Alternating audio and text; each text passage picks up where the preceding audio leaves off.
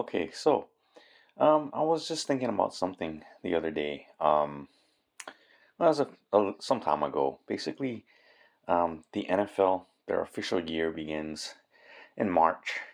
That's when like all of things start happening as far as like you see these off-season trades, things like that start to happen, and so it brings into the, you know, I guess into the consciousness of like um at least the football people that follow football, like things are happening in the league, and then you get movements as far as players. Then you also have the draft coming up and everything. So the NFL, the quote unquote NFL year is well underway. So it brings into the collective consciousness, right, of X amount of people in the United States, especially the whole thing about football. And I was thinking about this, and I was thinking like, okay, let's do like another, like, mental exercise, right? And so you know all these games that we have in our current world, right? A lot of the ball sports and everything, they were all invented, for the most part, like, not that long ago. And as far as like the sliding scale of history, right? Like you know uh all your games with inflated balls, whether they be like basketball, football, and then of course baseball with the wand ball. But anyway, they're all you know relatively recent, right? And so the mental exercise is, okay, so like, why are these sports invented, right? Were these stadiums and fields, were they already here in our reality, or were they put here um, for the purposes of that games could be developed, or were they for serving some other purpose that it wasn't, they weren't for games, sporting events, whatever. And I guess it brings to mind like the Roman Colosseum, right? Um, and I did a quick, cursory search about it, and um, it's roughly the same size, scale, dimensions as a football field. Of course, not including the end zones, right? But it's pretty close to the size of a football field. So how old is this structure, right? And then there's things about like uh, the old Soldier Field, right? Like, how old is this building, right? Like, they say they built it in an X time, but did they? Was it already there? And so were these things there for something else at another time? A lot of these football fields, they're dual purpose, right? So like there's tracks around them, right? So there's like track and field tracks. Um, you even have like race car tracks. Of course, they're larger, but if you look at like the Bowman Gray track, it's actually a car track around the football field.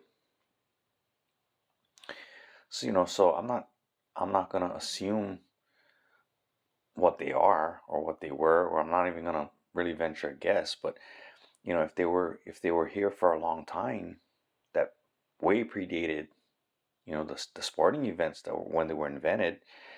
Even those are called into question. When were these games really invented? But I'm saying the limitations of our current timeline, as far as like the ball, like a leather ball, the bladder inside, how they inflated everything. It's not something that according to the official history, that these balls, they weren't made a super long time ago. You know what I mean? Like a lot of the games that are considered to be way older, things like billiards, maybe like croquet, things like that. The balls are, they're made of different, substances, right? Would be like in the old times, like ivory or marble or whatever it is, right? That they could have used in those times.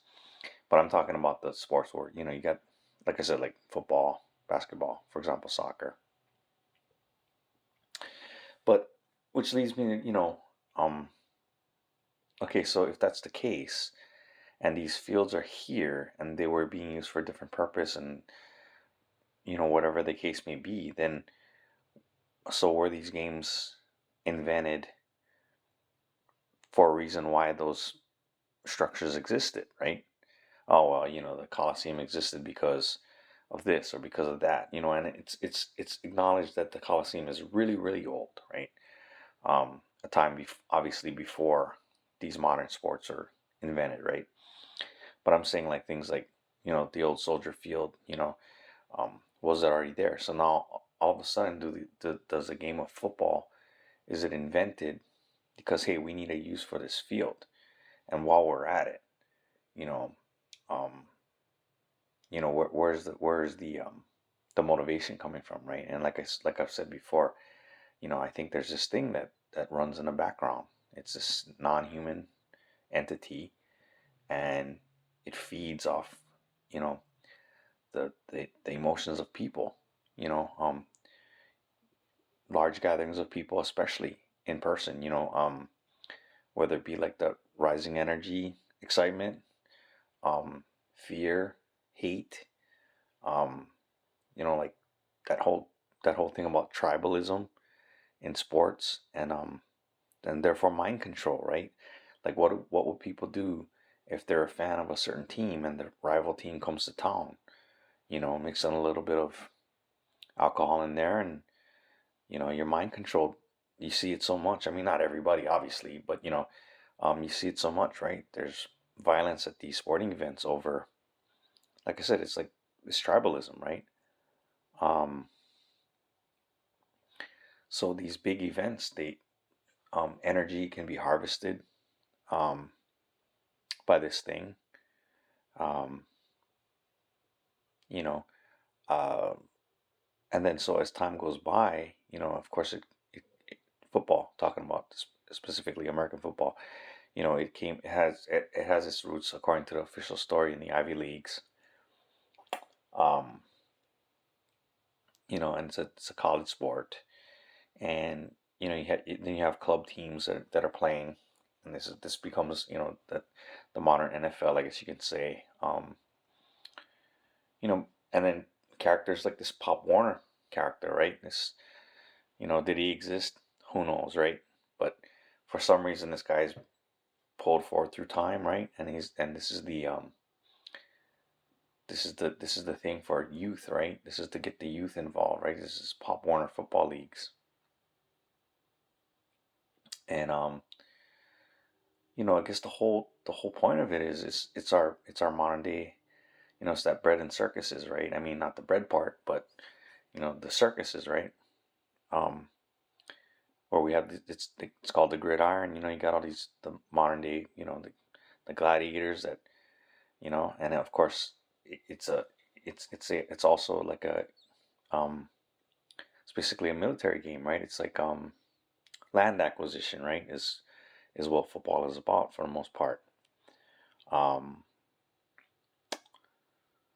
so I guess you know what has evolved over time over the last 100 and I guess maybe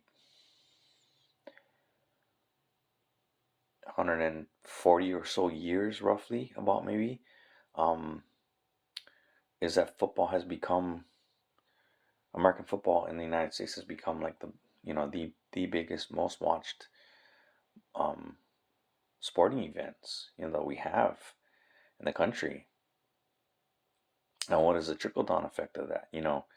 Um, you have it becomes like this aspirational thing, right? Like people, so many children, they dream of becoming football players, right? For a variety of reasons. Obviously, fame or notoriety. Of course, like the money side of it, right? Because of the culture that we live in, you know, um, money is so sought after, right? It's so um, people concentrate so much of it in our society. And the thing I'm wondering is, why and how can the players be paid so much, right? Um, you get these NIL deals now for um, not even pro, not even NFL players now. They're getting these millions of dollars for. I mean, what possible value do these people have as far as dollars and cents numbers? I don't see it meeting out. You take these NFL players, like how can they be paid so much? It doesn't really make too much sense in terms of, I mean, if you just look at the economics of it, the pure numbers, I mean, it doesn't make sense from the angle of like, okay, let's take that thing that happened in 2020, right? And I'm not talking about football per se, but baseball and basketball definitely went through it where um, they played um, large amounts of their seasons with no actual crowds in the stands. So you know the bang on effect is like for these sports, like you don't have the live gate attendance revenue, you don't have any parts of the parking, you don't have any parts of the concessions, you don't have any live merchandise sales. Um, licensing, of course, is no big deal as far as like people can buy things online and people as far as like those type of things, jersey sales, things like that. Of course they have TV deals, but I'm saying like it. I'm not gonna sit here and crunch numbers, but it doesn't really make any sense. I mean, even if people are still going to these games, right, and paying exorbitant amounts of money, it doesn't really meet out where the dollars and cents. I mean, to me, it doesn't seem like it could come out where these guys could be getting paid so much money, But so then it goes back to other things, right? Like if these guys are being paid, I mean, I assume they're being paid this much money. Maybe they're not, right? Maybe it's just all a charade. But I don't think so. I don't think that this player, if he doesn't get X amount of digits in his bank account, he's gonna go along with it with the charade and say, "Oh, I am getting paid." I would think that a lot of these guys would have to be getting those digits in their bank account for them to, go along with the whole thing. But so the question remains, right? Like for these owners and whatnot, they're not in the business to lose money, right? So to be paying these players so much money, you know, um, I'm thinking like these owners and things, they have to be being made whole by something else, Um, and again, it goes back to shadowy figures and puppets that run things, and in the end, the beneficiary is that thing, right? Because these players are needed because it perpetuates this whole thing of it's a house of cards and it's built on sand, right? I mean, even more so. Um, Not just a house of cards, but it's also on sand, right? Where um, the economic model doesn't make sense to pay all these players so much money. Um, but it still perpetuates the myth that this whole thing is real, right? And that you can get all these guys and then it trickles down to, you know, younger and younger people want to be involved in it and they dream of it and then, you know, the role of the crowds, the gambling aspects, all these things, you know, that go along with it, tribalism, mind control, um, anxiety if you're betting on the games, or you know, uh, hate towards the opponent.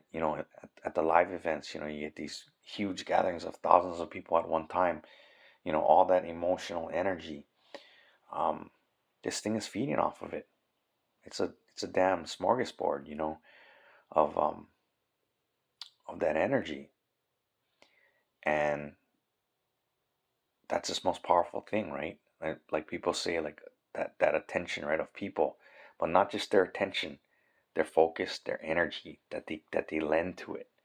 So like there'll be football games, or I might watch, but I mean I'll focus on the game when I'm watching it. I'll be in the moment. I'm watching the game to watch the game. Um, but I don't. I try not to, as much as possible, lend any energy to what I'm watching. Um, It's just it's just not something I want to feed into. I mean, enough people are doing it already, and it's just I feel it's just another symptom of the reality that we're in, and everything that we see is just some type of fiction from something that you know affects outcomes, um, can control certain aspects of reality, and we got to be very aware to not fall for it, to not give it energy, to walk our path, and to um, do the things that we know are right on the inside. And that's the message for today. And I guess I'll talk again soon. Thanks.